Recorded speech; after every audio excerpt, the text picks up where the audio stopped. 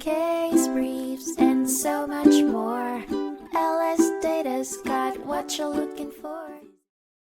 In 2004, the Supreme Court of Pennsylvania presided over a pivotal case, Norton v. Glenn, a defamation saga involving high-ranking officials Council President James B. Norton III and Borough Mayor Alan M. Wolfe. At the heart of the case were slanderous comments made by William T. Glenn Sr., published in the Chester County Daily Local, owned by Tom Kennedy. Glenn's remarks insinuated that Norton and Wolfe were both homosexuals and child molesters, remarks that prompted the officials, along with Marlowe, to file defamation claims against Glenn, Kennedy, and the newspaper's publishing company.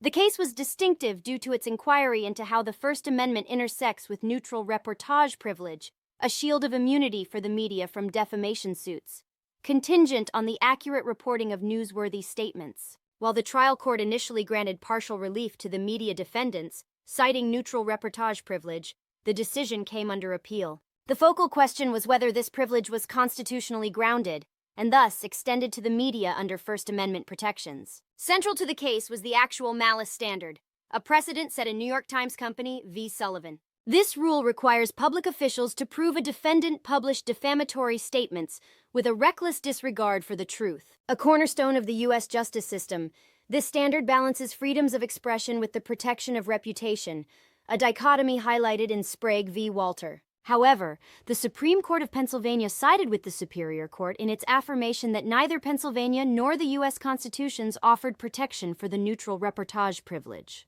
The court's ruling underlined that the media does not enjoy any additional protection from defamation suits compared to private citizens, and it was unlikely that the U.S. Supreme Court would replace the actual malice standard with the neutral reportage doctrine. Despite this, the media defendants were still exonerated from defamation liability, as their published contents had accurately depicted Glenn's comments without endorsing them. The jury ruled against Glenn, deciding his slanderous statements held him liable for defamation, subsequent to which Norton and Wolfe were awarded both compensatory and punitive damages.